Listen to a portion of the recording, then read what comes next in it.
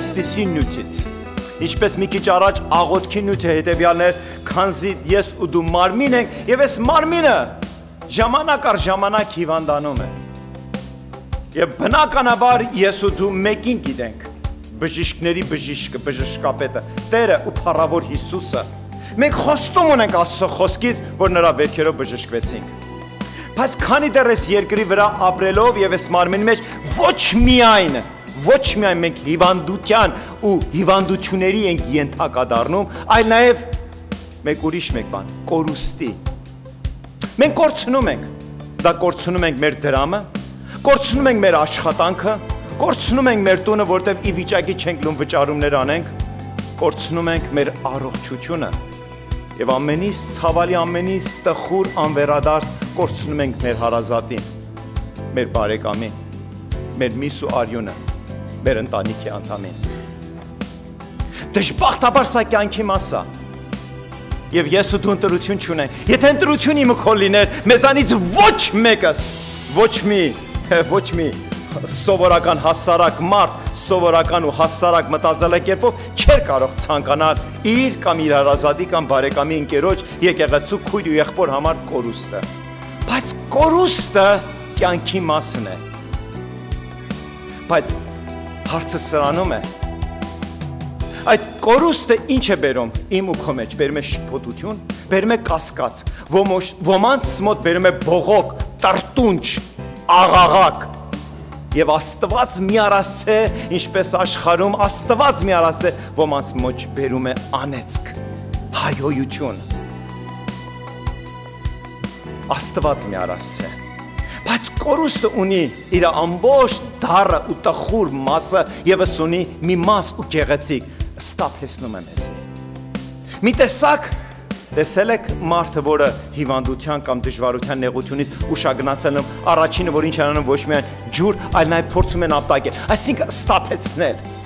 Երբ որ ես ու դու մեր հոգևոր կյանքում քնում ու քնած ենք մնում, Աստծուն էլ ուրիշ ել չենք թողնում, որ նա մոտենա ու իմ ու քո կյանքում ստապեցնի եւ այդ ստապեցնելու միջոցներից մեկը, երբ որ իմ ու քո կյանքում կորուստ ենք ունենում։ Շաբաթ երեկո էր, մի հոգևոր եղբայր, որ մասնագիտությամբ բժիշկ էր, տուն էր վերադառնում իր աշխատանքից։ Շտապելուց ձեռքի աշխատանքային պայուսակը թողեց մեքենայի առաստաղի վրա, նստեց մեքենա ու քշեց։ Պատահել է, դժբախտաբար ոմանց պատահել է։ Երբ տուն հասավ, ներս մտավ եւ այն պահը, որը փնտրում էր իր աշխատանքային պայուսակը, որովհետև այնտեղ ուներ պարունակած թղթեր ու փաստացներ, որ իր համար արժեք ուներ, հանկարծ հիշեց։ Հանկարծ մտաբերեց, որ գործի վայրից դուրս գալուց պայուսակը թողեց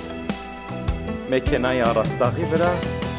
ու չհիշեց, որ տեղափոխեց մեքենայի մեջ։ Լապտերը, ֆլաշլայթ առավ, դուրս եկավ, այդ ճանապարհով անցնում էր մայթով ու փորձում էր փնտրել ինչը,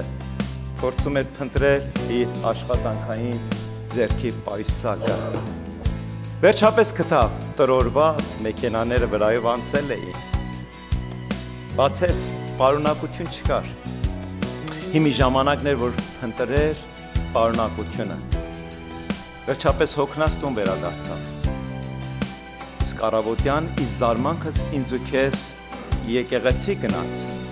Ոչ միայն գնաց, որ մի կերպ ներկա ստանալու, գնաց, որտեղ ծառայություն ուներ։ Հիշում եք, մի քիչ առաջ մենք աղոթեցինք մեր երեխաների Կիրակնորյա դպրոցի համար, նա Կիրակնորյա դպրոցի ուսուցիչներից մեկն էր եւ իր ծառայությունը կատարեց։ Երբ ժողովը ավարտվեց, ոմանք լսեցին, պատահարի մասին մոտեցան եւ զրույցի բռնվեցին եւ շատ հետաքրքիր մի հարցադրում բերեց եղբայրը եւ եղբոր հարցադրումը հետեւյալն էր.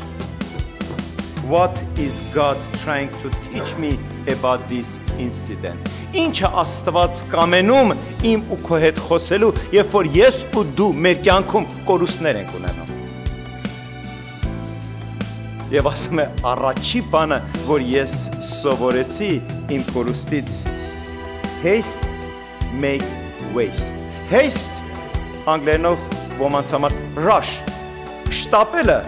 առաջի միջոցն է, որ ես ու դու ենթակա ենք ինչ է, կորուստ ունենալու, սխալ որոշում անելու, սխալ ընտրություն ունենալու, եւ ես ձեր ներկայությամբ առաջ ասեմ, ես դրանցից մեկն եմ։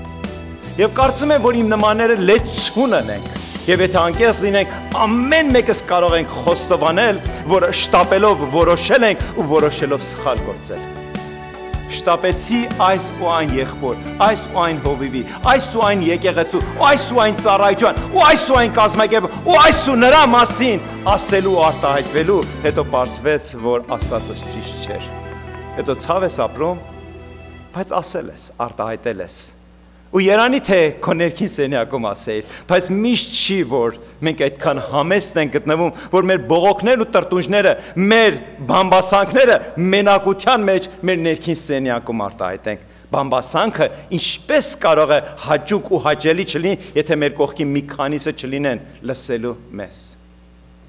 Որտեւ բամբասանքը նույնիսկ ներքին սենյակում մենակության մեջ մի տեսակ խոստովանության բնույթ կարող է նույնիսկ կրել եւ ոչ թե բամբասանքի։ Հասկանում եք, եւ վերջի վերջո կորուստներից առաջի բանը, որ ես ու դու կարող ենք սովորել, երբ որ ես ու դու շտապում ենք մեր որոշումների մեջ եւ հաճախ համոզվում ենք, որ մեր որոշումը ճիշտ չէր եւ պատվաբեր չէր եւ օրհնյալ չէր եւ աստվածային բան չէր, հոգեվոր չէր եւ մեզի արժեք ու պատիվ չէր կարող բերել։ Ու երանի թե ես ու դու մեր սխալ որոշումներից եւ շտապ որոշումներից հանդիմանվենք եւ այս կյանքում դաս սովորենք, եթե ոչ կորուստը ու պակասությունը մեր կյանքի ընկերը կլինի մինչեւ վերջ։ Բայց գիտեք, երբևիցե մտածել եք, ուզում եմ այսպիսի մի խրթին հարցադրում բերեմ մեր ինձ։ Գիտեք, որ դրամից, դիրքից, աշխատանքից, առողջությունից ու նույնիսկ մահից ավելի մեծ կորուստ կա։ Բարդ չէ հանելու կա։ Մի տեսակ դրամ, աշխատանք, առողջություն, բայց երբ խոսքը վերաբերում մահ չէ որ վերջակետն է։ Վերջակետը այս աշխարհի համար, բայց ոչ ինձ ու քո համար, ոչ հոգևոր աշխարհի համար։ Այսինքն մահից ավելի էական ու կարևոր բան կա։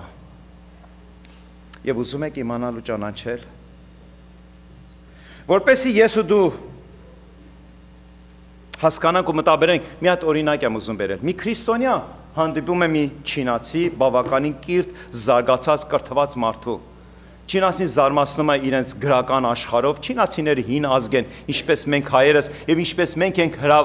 հպարտանում եւ հիանում մեր հայկական գրականությունով, ունեն արժանիք, շատ լավ ստեղծագործություններ ունենք, չինացին եւ այդ հոգեվոր եղբայրը հանում է գրպանից մի փոքրիկ աստվածաշունչ, նոր կտակարան, Աստծո խոսքից մի մաս, ասում է խնդրում եմ գնաս ընթերցես ու մի քիչ ուշադիր ընթերցես, հետո հաջորդ հանդիպման առիթ կլինի մենք այդ մասին կխոսենք։ Եվ չինացին հարգելով իր ընկերոջը դիմացինին, ասում է ընդհանրապես ես սիրում եմ գիր կարդալ եւ խոստանում եմ որ գնամ տուն եւ կկարդամ եւ կընթերցեմ։ Եվ երբ հանդիպում այդ մարդուն ասում է մի բան պետք է խոստովանեմ, ասում է ինչ։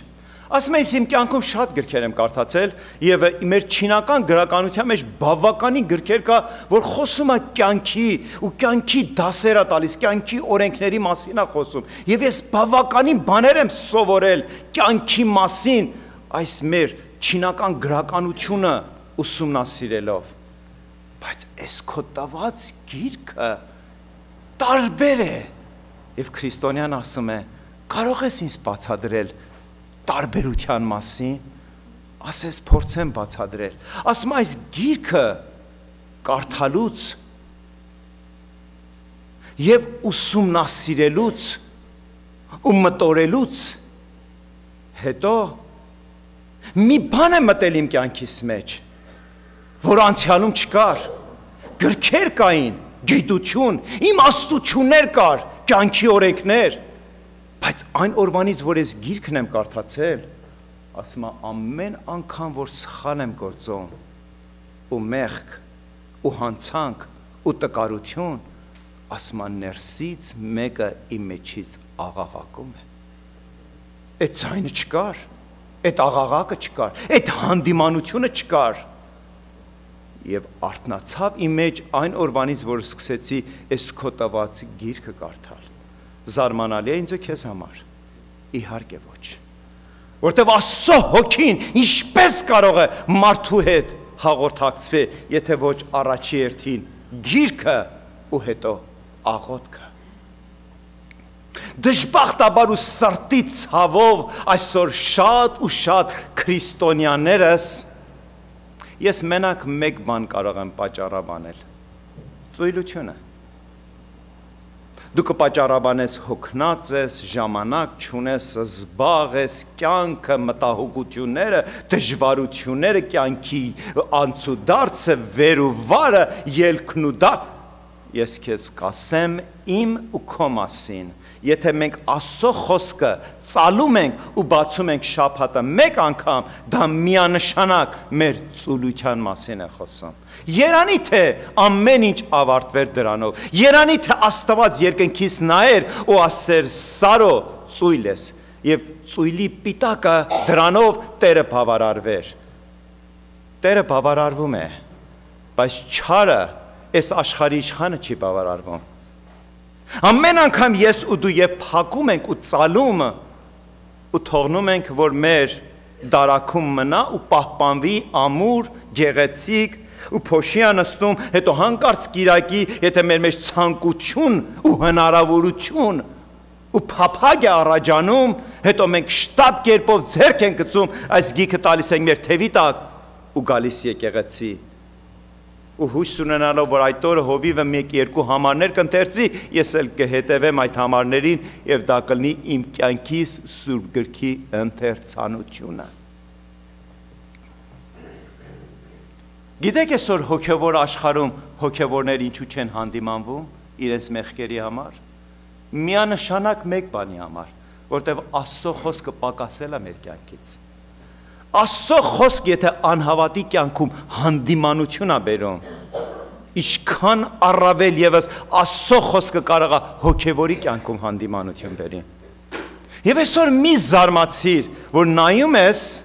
ոչ թե քննադատաբար, բայց նայում ես ճշմարտության աչքերով ու մտածում ես, այս մարդը իրեն կոչում է հոգևոր, բայց թող Տերը ողորմություն անի առաջ ինձ, հետո իրեն, բայց նրա մեջ ոչ մի հոգևոր ու հոգևորության շնորհ չկա։ Բայց նա շարունակում է իրեն ճանաչել հոգևոր։ Նա շարունակում է եկեղեցի գնալ ու նա շարունակում է իրեն ճանաչել այս կամ այն եկեղեցու ինչ ակտիվ անդամը։ Նա նույնիսկ գործնեություն է բերում։ Նա նույնիսկ մասնակցումը նվիրատվություն է, նա նույնիսկ աղոթք է բարձրացում, նա նույնիսկ երգեցողությամբ է մասնակցում։ Բայց միայն մի փոքրիկ տարբերությամբ չկա ներքին ձայնը, որ ինձ ու քեզ հանդիմանի մեր ներքին գործած մեղքերի համար։ Եվ մենք ամեն օր ավելի լավ ենք ապրում, քան երեկ ու անցյալ օրը։ Մենք ամեն օր ավելի համոզված ենք ապրում, որ մենք միանշանակ երկինք ենք ժառանգելու։ Բայց մենք ծածկել ենք աղբյուրը կյանքի, ծածկել ենք լույսը, որը եթե այդ լույսը չլուսավորի, ես խավարիս մեջ ապրողը միշտ կմտածեմ, որ ես եմ, ով որ եմ, եւ ինչ որ ունեմ լավ է ու բավարար է։ Բայց ում եմ ինձ ես համատում։ Համատում եմ այս աշխարհի հետ։ Ամեն մեկս այնքան ճկուն ենք, այնքան ճարպիկ, այնքան իմաստուն ենք մեզ ինքնաարդարացման հարցում, եթե եկեղեցում ոչ աշխարհում լեցուն կան մարդիկ, որ նայում ենք նրանց ու ասում ենք, Տեր, քեզ փառք եմ ասում, որ սենց փառավոր հոգևոր է ստեղծել իմ կյանքից մեջ։ Ինչու՞։ Որտեվ երբեք գիրքը չեն կարդացել, որտեվ գիրքը միանշանակ մեկ բան է ինձ ու քեզ սովորեցնում։ Դու քեզ չհամեմատես մարդկանց հետ։ Քո կյանքիդ նկարագիրը, ճանապարհը, ճշմարտությունը ես եմ ու միայն ես։ Ամեն անգամ երբ որ կարիք ունես հպարտանալու, առիթ ունես հպարտանալու, առիթ ունես մեծարվելու, նայիր իմ աչքերիս մեջ ու տես իմացչելիս մեզ կգտնես առիթը դարձյալ,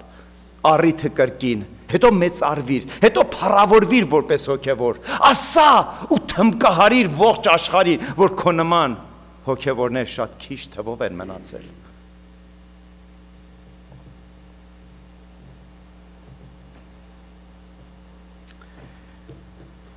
Ժամանակ կար, there was a time when the people of God did lose the book. Ժամանակ կար, որ Աստծո ժողովուրդը կորցրել էր the book, գիրքը։ Եվ այդ գիրքը ոչ այլ ինչ էր, եթե ոչ Աստծո սուրբ գիրքը։ Ինչպես կարող է կորցնել։ Ճիշտ է, չեմ կարդում, բայց միշտ գիտեմ գրադարանիս մեջ սուրբ գիրքը իր հատուկ տեղն ունի, միշտ սեղանի վրա է։ Բայց գիտեք, որ դրանից ավելի դժբախտ իրավիճակ կարող է լինել։ Եվ ուզում եմ քեզ այդ Աստծո խոսքը բերած բաց անես։ Պետք է միասին ընթերցենք հայերենով 4-րդ թագավորածը, անգլերենով Second King-ը։ Այսօր մեր ժամանակը չի բավարարի, բայց ես քեզ պիտի խնդրեմ, քեզ պիտի քաջալերեմ եւ քեզանից պետք է ուզեմ, որ տուն գնաս։ Քեզանից ընդամենը 10-ից 15 րոպե կպահանջի, որ ընթերցես այդ երկու գլուխները։ Եթե մենք ունենայինք ժամ, եւ եթե ես իրավունք ունենայի ցեզի մոտավորապես մի 2-3 ժամ պահելու, սիրով առաջի համար իսկ 22-րդ գլխի, խոսում եմ 4-րդ թագավորած 22 եւ 23-րդ գլուխները։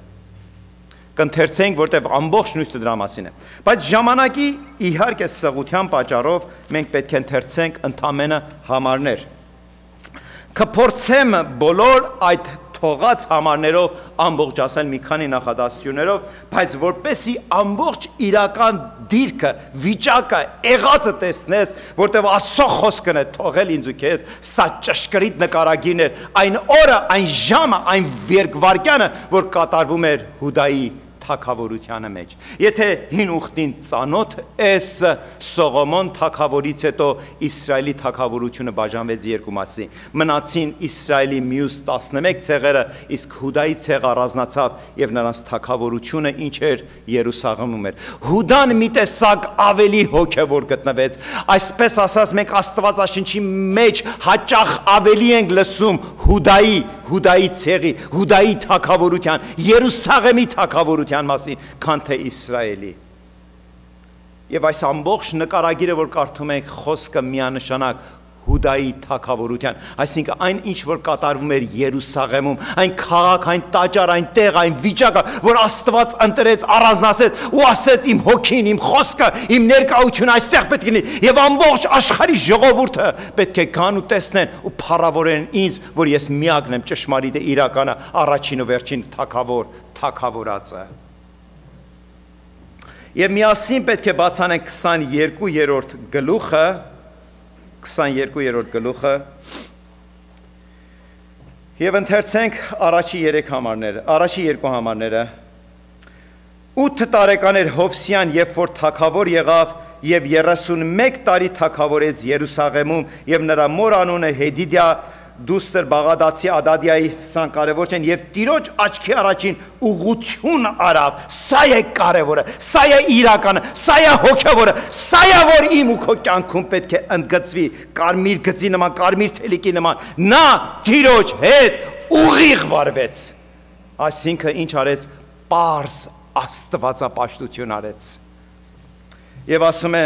Տիրոջ աչքի առաջին ուղղություն արավ եւ գնաց իր հայր Դավիթի բոլոր ճանապարհով եւ չխոտորեց աջ կամ ձախ, բայց իր հայրը Դավիթն էր, ոչ, իր հոգևոր հայրն էր Դավիթը։ Գիտեք իր հայրը ով էր եւ գիտեք թե ինչու նա ընդամենը 8 տարեկանում էր, որ նրան ձեռնադրեցին թագավոր, բա ուր էր հայրը։ Հայրը Ամոնն էր։ Ամոնը ընդամենը 2 տարի չարության մեջ թագավորը անելուց հետո իր սեփական պալատականների ձեռքով ինչ արեց, մեռավ։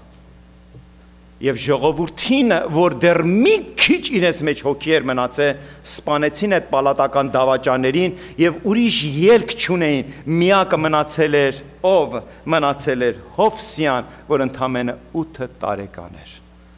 8 տարեկանում դու չես կարող որոշում անես, ուզում ես թագավոր եղի, ուզում ես իշխան եղի, ուզում ես Ամերիկայի նախագահ եղի։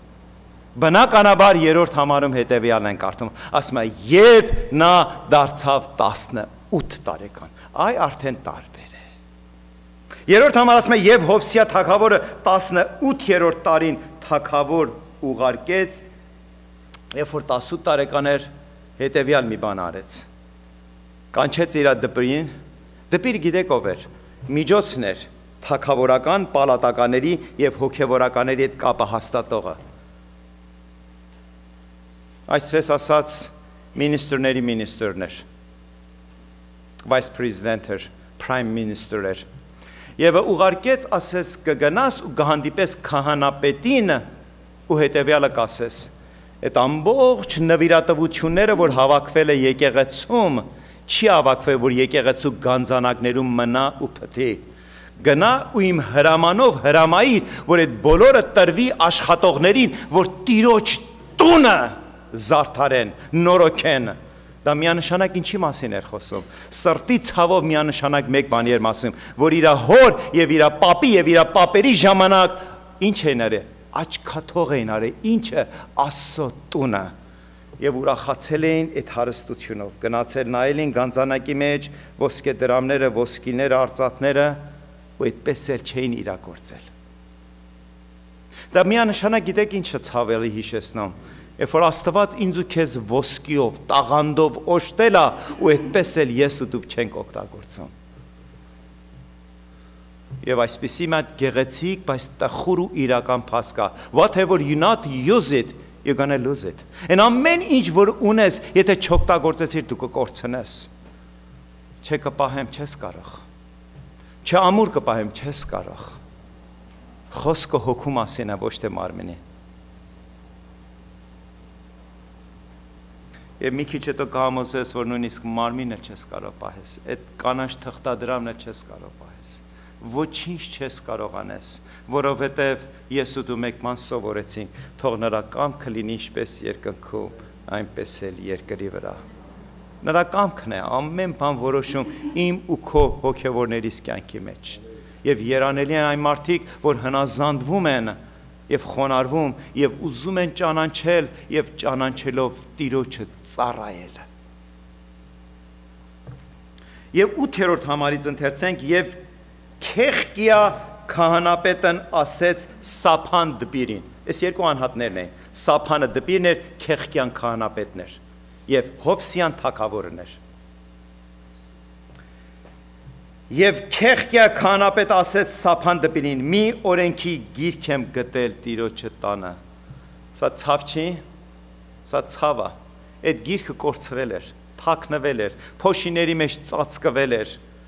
և քահանապետը դպիրին կանչում է, ասում է մի հատ օրենքի գիրք եմ գտել, մի հատ օրենքի գիրք կար, ուրիշ չկար, այն ամեն ինչ որ Աստված տվել էր, գիտեք ով էր, դա այս գրքերն էին, մինչև թագավորած գիրքը, սրանք գրի էին առնվել ու այս գիրքը Աստծո գիրքն էր, Աստված խոսել էր ժողովրդի հետ ու հանկարծ այս գիրքը վերացել էր Աստծո տանը մեջ։ Պատկերացնում եք մեր աստվածապաշտության կյանքի մեջ, երբ որ Աստծո գիրքը վերանա։ Մեր աստվածապաշտությունը կդառնա խեղկատակություն։ Մենք կանենք մարդկային ջանքեր, մենք տիրոջ տունը կփայլատակենք, կզարկենք, կզարգացնենք, մենք կհամախմբենք, կկազմակերպենք, բայց եթե Աստծո հոգին չկա, ամեն բան մեռած է եւ ես չեմ ուզում ոչ մի մաս ունենամ այդ բոլոր կազմակերպչական եւ խմբակցական մաս ու բաժնի հետ։ Իմ բաժինը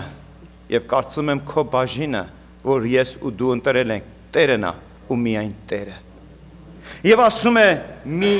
օրենքի գիրք է գտել, և Քեխկյան այն գիրքը տվավ Սափանին, Սափանը դպիրն էր, Քեխկյան քահանապետն էր, և նա կարդաց նրան, և Սափան դպիրը եկավ թագավորի մոտ և պատասխան բերավ թագավորի համար և ասեց ծառաներդ թափեցին տան գտնված արծաթը եւ տվին գործավորների ձեռքը, որ նշանակված են Տիրոջ տանը, այսինքն այն ինչ որ հրամայել արվեց, բոլոր արծաթը ոսկին դուրս թափվեց, որպեսզի իրականացվի եւ Աստծո տունը, որ արժանի է Տիրոջը, սարքվի այնպես, ինչպես որ Տիրոջը փառք կբերի։ Եվ Սափան դպիրը պատմեց թագավորին, ասելով, թե Քեխկիա քահանան ինձ մի գիրք է տվել։ Եվ Սափանը կարդաց նրան թագավորի առաջին։ Եվ երբ որ թագավորը լսեց օրենքի գրքի խոսքերը, թագավորը, երբ որ լսեց օրենքի գրքի խոսքերը, պատառեց իր հանդերձները։ Գժվել էր, ոչ, հանդիմանվել էր։ Որտև Աստված Հովսեային շատ օգտագործեց։ Եվ Աստված գժվածներին չի կարող օգտագործի, ապաշխարածներին, հանդիմանվածներին, նրանք, որ դեռ սիրտ ունեն դառնալու ու Տիրոջ մոտ նրա ձեռքի ու նրա ոտքերի տակ խրատվելու, դաստիարակվելու ու նոր ստեղծագործություն դառնալու։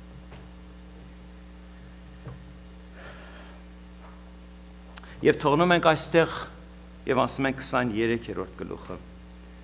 Եվ թագավորը մարդիկ ուղարկեց,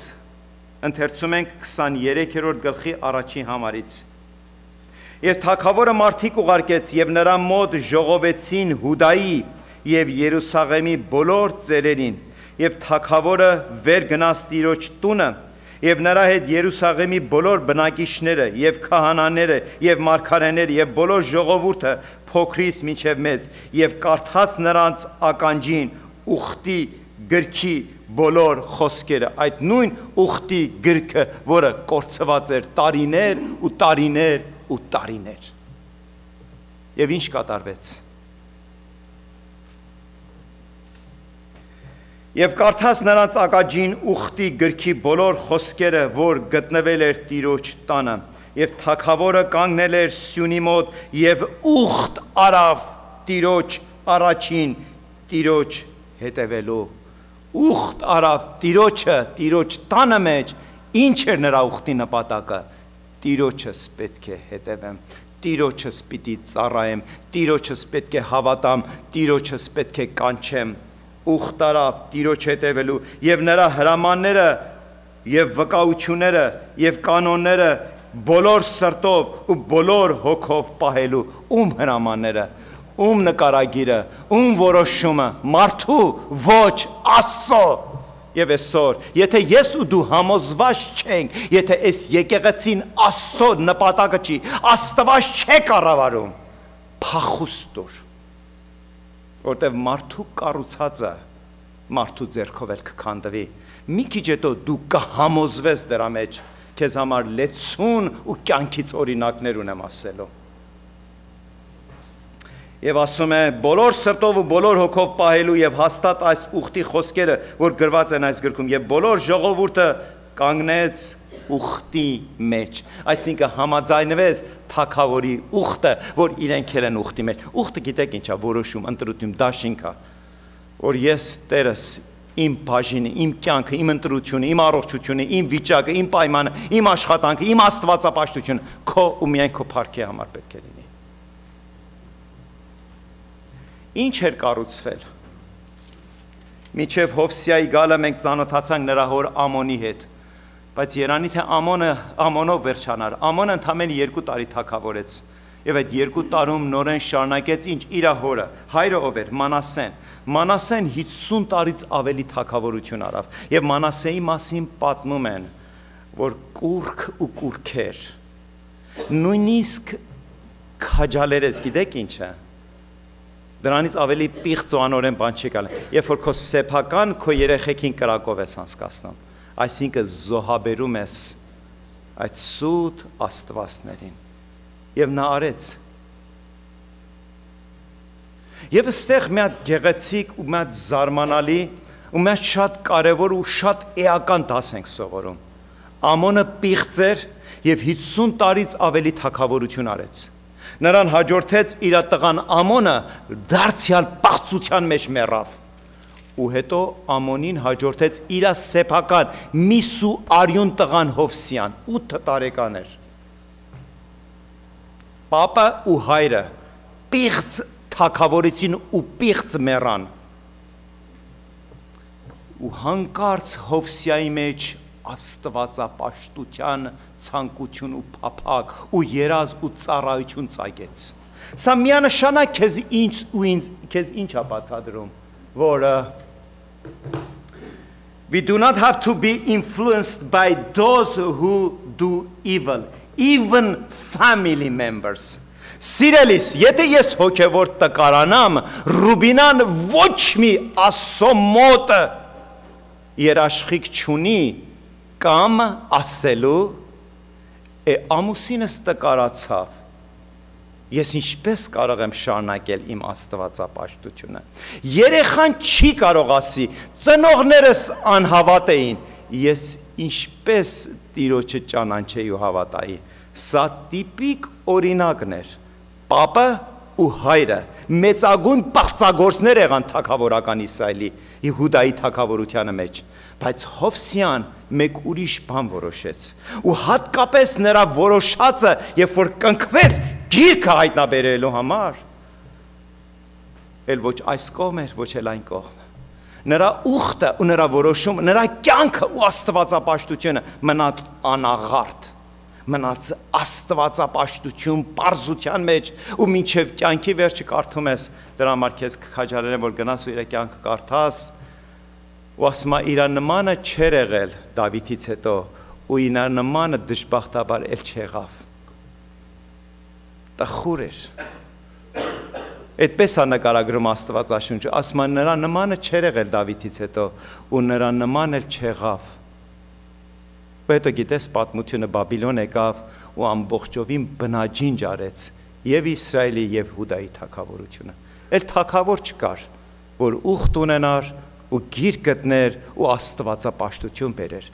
Երբ որ դու ունես ու չես գնահատում, երբ որ դու ունես ու Աստծո փառքի համար չես օգտագործում, Բաբիլոնական պետությունները միշտ պատրաստ են, որ գան ու քո եղած ունեցած փշրանքները քո ձեռքից առնելու ու դմնաս դատար տաշտակի առջև։ Ես ու դու դրա իրավունքը չունենք ասելու ու պատճառաբանելու, մտածելու Տերը ողորմություն կանի, մտածելու, որ ամուսինս հոգևոր է, եթե ես մի քիչ տկար լինեմ, Տերը բալանս կանի, չկա տես բան։ Չես կարող ասես, պապս քահանա էր։ Ես չեմ կարող ասեմ, ես հովիվ եմ և իմ հավատքս ժառանգություն եմ տալիս իմ երեխեքիս, այդպես բան չկա։ Հավատքը ժառանգությունով չի փոխանցվում։ Դու կարող ես 1, 10 կամ 10 միլիոն թոնես քո երեխեքին ժառանգություն, բայց քո հավատքը ոչ։ Դու կարող ես նրանց խրատես, դու նրանց կարող ես աղոթես, նրանց կարող ես դաստիարակես, նրանց համար արցունքներ թափես, նրանց համար գիշերներ անկոն անցկացնես, բայց չես կարող քո հավատքը նրանց ժառանգություն տաս։ Փրկությունը անձնական որոշում է։ Եվ no matter who you are, կարևոր չի թե դու ով ես, ես ու դու ընտրություն ունենք մեր կյանքում։ Եվ մեր երեխեքը ևս ընտրություն ունեն իրենց կյանքում, մեր բարեկամները ևս ընտրություն ունեն իրենց կյանքում, այնպես որ մի խաբվիր և մի խաբված քո կյանքը ապրիր, Տիրոջը կասեմ ու Տեր ինձ կարդարացնի, կինս տկար էր, ես էլ ստիպված էի տունը պահելու, նրա նման տկարացա, երեխեքս տկար էին, ստիպված էի տունը պահելու, նրանց նման տկարացա, նրանց հետ նստա ու խմեցի, հարբեցի, ծխեցի, Լաս Վեգասներ այցելություններ արեցի, ինչու համար, որպեսի տունս պահեմ, այդ տունը, որ Տերը չսարքի, էդի տուն չի, էդի դժոխքավայր է, էդի անեցք է, էդի շուկա է, էդի քաոս է, իսկ քեզ ընտրություն կար ապաշխարելու և օրինակ լինելու, նկարագիր, միջոց լինելու, առիթ, անուշ հոտ լինելու, աղ ու լույս ես աշխարհի վրա, առաջի հերթին քո սեփական ընտանիքին և քո տկար երեխեքին ու քո տկար ամուսնուն թե կնոջը։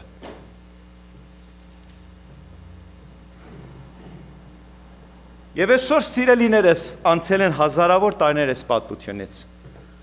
Ինչ որ բան փոխվել է։ Այսօր շատ տների մեջ Աստծո խոսքը կորցված է։ Միանշանակ, այո։ Աստծո խոսքը կա, ծալված, փաթաթված, բարձի տակ դրած։ Ամեն անգամ որ մեկը հիվանդանում է, բերում են ասեմ այդ համբյուրի ու դու հրաշքով կբժշկվես։ Ու այդպես էլ ոչ մեկի մեջ ցանկություն չի առաջանում, բայց չբացեմ ու այս հրաշք գիրքը, որ հավատում եմ, որ հիվանդ երեխաս եթե համբույրի կբժշկվի, մենք չիմանամ սրա մեջ ինչ պարունակություն կա։ Այսօր մեր հայ ժողովրդի 95%-ից ավել այս խոսքը, այս գիրքը երբևիցե չի կարդացել։ Լավագույնս տեսել է քահանան կամ հովիվը կարդալուց, եւ եթե բախտ վիճակվի, համբյուրել է շրթունքները դիպչելու այս գրքին։ Ու այդպես էլ հրաժարվելով այն փառավոր առիթը, որ բաց անեմ ու կարդամ ու տեսնեմ լույս կա թե խավար, հոգի կա թե մահ, կյանք կա թե կորուստ։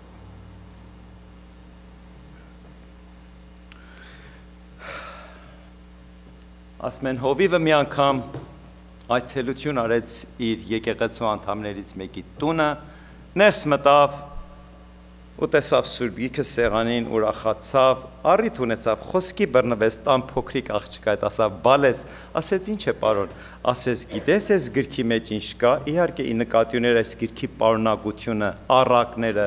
օրենքները, Աստծո խոսքը, հոգին, ասեց why, of course I know, ասեց մեր ընտանիքի նկարներն ենք պահում այս գրքի մեջ,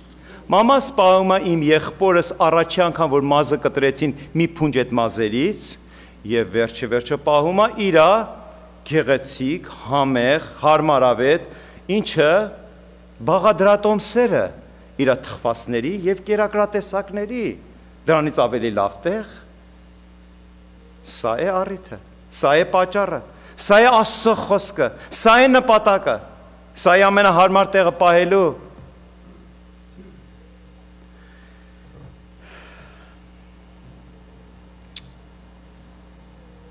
1962 թիվ,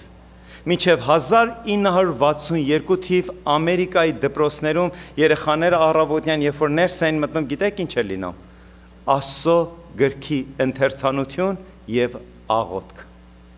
62 թվին Աստծո խոսքը հանեցին գրքից, 63 թվին աղոթքը, գիտեք դրա հեղինակը ով էր, Մադելին Մուրեյ, Եթե երբևիցե ժամանակ ունենաս, գտիր իրան, ու իր դեմքը միանշանակ քեզ ամեն ինչ կասի, երկու ամուսին ունեցել մի քանի հատ սիրուհիներ, սիրածներ, սրանից հայրախ ունեցել, նրանից հայրախ ունեցել, գիտեք իր occupation, այսինքն իր գործը, աշխատանքը, իր ծառայությունը, իր occupation-ի դիմաց ինչ է գրած, գրված է founder and the president of American Atheist Նա հիմքը դրեց անաստվածության այս երկրին։ Դեմքը լրիվ խոսում է այդ կնոջ մասին։ Եվ այս կինը անաստվածապաշտության մեջ այնքան շատ աճեց, որ 59 թվին երկու տղաները, որ ամեն մեկը մի կեցեր առած, փորձեց ինչ անել, տեղափոխվել Սովետ Միություն։ Գիտեք ինչի համար, որտեղ այնտեղ անաստվածությունը ավելի զորավոր էր։ Ու զարմանքս մեզ բայց ի նպատակ սատանայի նրան մերժեցի։ Սովետ Միությունը Ամերիկայից քաղաքացի ընդունի և քարկոծի ամբողջ Ամերիկայի նրան մերժեցին, որտև սատանան նրան լեցուն գործ ուներ օգտագործելու Ամերիկայում։ Ցանեց իր ամբողջ կյանքում դառը սերմեր։ Գիտեք իր կյանքը ինչով ավարտվեց։ 95 թվին մի կող, մի ավազակ, մի բանդարգյալ, որ իր ակտիվ գործունյա աշխատողներից է այդ կազմակերպության, իրեն, տղային և թորնիկին, երեքին էլ սպանեց։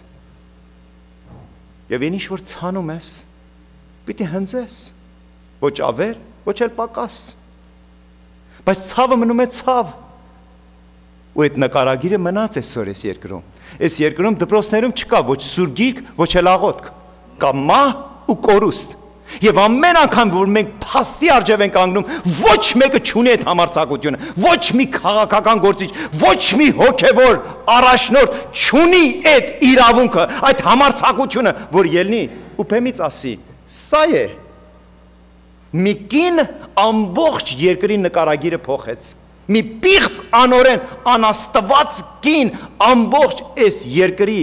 օրենքը, կարգը, աստվածապաշտությունը փոխեց ու միջև այսօրվա օրը մենք մեր գլուխները կախ հնազանդվում ենք այս անօրեն կնոջ որոշումով։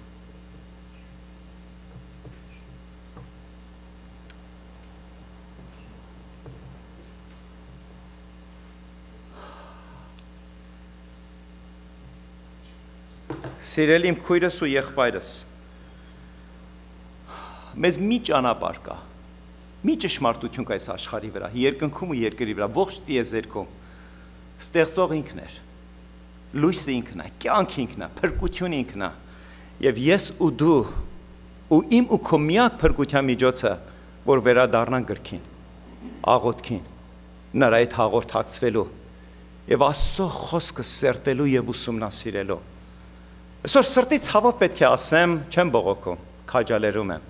Այսօր շատերն են բացակայում մեր 5-շաբթի օրվա Սուրբ Գրքի սերտողությունից։ Գիտեք ինչ են պատճառաբանում։ Ասում են, հոգնած ենք։ Գիտեք դա ինչ է։ Դա առաջի հերթին ապտակ է ինձ ու բոլոր մասնակցողներին։ Ոնց որ մենք այդ 5-շաբթի օրը ամեն 5-շաբթի ավ ենք վերցնում, տանը մնում, հանգստանում ենք ու պատրաստվում ու հետո գալիս է 5-շաբթի երեկո ու հանգիստ, զվարթ ու ուրախ գալիս ենք մասնակցելու, որտեվ մենք չենք աշխատել։ Օ սիրելիս, մենք էլ ենք աշխատում, մենք էլ ենք օգնում։ Ես լսել եմ բազում վկայություններ, որ հիվանդներն են նույնիսկ եկել եւ վերջում առողջ տուն են գնացել։ Սիրելիս, ես Աստծո խոսքը պակաս չգիտեմ, բայց մասնակցողներին հարցրեք, ամեն անգամ Պողոս առաքյալից մեկ բան եմ սովորել ու մինչև կյանքիս վերջակետը պետք է հետևեմ, իմ ամբողջ իմացած ու գիտությունը աղբ եմ սեփում, որպեսզի շահեմ Քրիստոսը ու նրա գիտությունը։ Եվ բոլոր նրանք, որ մասնակցում են 5-շաբթի, միանշանակ կարող են քեզ վկայել, որ այն ինչ որ առնում ենք, իրապես ոչ թե հովիվի իմաստությունից է, այլ Սուրբ Հոգու ներկայությունից է։ Վերջը ասեցիր, պիտի ասեմ, դա իմ ծառայությունն է, այդ պաշտոն ինձ տրված է ասելու, իսկ քեզ լսելու, ընդունելու թե մերժելու, ընդունելու թե մերժելու այս շաբաթ, հետո մյուս շաբաթ, հետո մի ամբողջ կյանք ու տարիներ։ Ուզում եմ քեզ մի շատ ազդեցիկ օրինակով բերեմ խոսքի ավարտին։ Մեզանից ամեն մեկը սա արդեն ոչ սուր գիրք է, որ իմանանք թե չիմանանք, սա կինո նկարեցին, ասում են հոլիվուդյան պատմության մեջ ամենաշատ ծախված կինոնկարներից մեկն է, գիտեք որն էր, Թայթանիկը։ Նախ պատրաստեց Անգլիան։ Անգլիան ընդհանրապես նավատորմով հպարտանում էր, եթե պատմությանը ծանոթ եք, նրանք դարեր շարունակ իշխել ու տիրել են ծովերի ու օվկիանոսների վրա։ Երբ որ պատրաստեցին 1912 թվին հայտարարեցին, սա մի նավ է մեր նավաշինության պատմության մեջ, որ չի սուզվի, ոչ մի գնով, ոչ մի պայմանով, դարեր ու տարիներ կծառայի, կօգտագործվի։ Եվ Թայթանիկը դուրս եկավ իր առաջի ճամփորդության 1912 թվի ապրիլի 15-ին։ Պատմությունը գիտեք, կինոնկարն եք տեսել, եթե ոչ մեկն էլ ոչ գիտեք, ոչ տեսել եք, թողեք ես ձեզ նկարագրեմ։ Կինոյում շատ հատվածներ ուղղակի գեղարվեստական է, բայց մի բան շատ գեղեցիկ է նկարագրել։ Այդ նավում գտնվում էին միլիոնատերեր, բիլիոնատերեր, մեծահարուստ կինոաստղեր, celebrities։ Ապրում էին միջին տարիքի մարդիկ, որոնք ցանկանում էին թե տեսակցության, թե վերջնական ճամփորդելու վերաբնակություն հաստատելու Ամերիկայում եւ զարմանալից եւ այդ նույն նավի մեջ բնակվում էին ու տեղ գտան ամենաէժանագին տոմսերը գնաց, ամենացածր, ամենաաղկատիկ եւ այդ կինոյի մեջ այնքան գեղեցիկ է նկարագրած, որ նրանց վրա այդ երկաթյա դարպասները կողպեքներով փակած էր, որ նրանք երբեք ի վիճակի չէին եւ իրավունք չունեին վեր բարձրանային, նո ոչ տախտակամած, ոչ էլ շփվելու այդ մեծահարուսների հետ։ Նրանք ցածն են, նրանք էլ իրենց ուրախությունով պարում էին, երգում էին, բայց նրանք ոչ դուռ ունեին, ոչ պատուհան ունեին, ամենացածրում էին։ Հասկանում եք, մեկ նավ իր մեջ կրում էր մեծահարուսների, մեծ համբավ ունեցող կինոաստղերի, կինոդերասանների, միջին հասարակարգի եւ աղքատ հասարակարգի եւ նրանք դուրս եկան ծով ու նրանք գնում են ու եկավ մի պահ ամբողջովին փոխվեց հասարակարգը գիտեք ինչու երբ որ նավը սուզվում էր մնաց ընդամենը երկու կարգ փրկվողներ եւ կորցվողներ նրանք, որոնք սուզվեցին ու գնացին, ու նրանք, որ փրկվեցին։ Ոչ միլիոնները,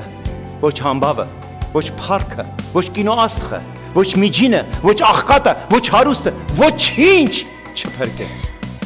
Երկու կարգ կար։ Նրանք, որ փրկվեցին, ու նրանք, որ կորստյան մատնվեցին։ Այդ նույն նկարագիրն անի Լենո, երբ աշխարհի վերջը գա։ Ոչ քո դրամը, ոչ էլ իմ դրամը, ոչ քո համբավը, ոչ էլ իմը, ոչ քո հարստությունը, գիտությունը, իմաստությունը, ոչ մի բան մեզ չի փրկելու։ Երկու կարգ է լինելու։ Կամ որ դու փրկված ես, կամ որ դու կորցված ես։ Կամ որ Քրիստոսին ունես, գիրքը ունես, խաղոտք ունես, աստվածապաշտություն ունես։ Կամ որ չունես, կամ ունեցածը դատարկ է, փուչիկ է, օդ է, նկարագիր է, ընդամենը պատկեր է, դերասանությունը, դերը, բեմը, աստվածապաշտություն չի։ Հասկանում եք։ Թող Աստծո հոգին խոսի իմ ու քո հետ, եւ ես ու դու ճանաչենք ու ճաշակենք եւ ամուր բռնենք ճշմարտությունը։ Հիսուսի անունով։ Ամեն։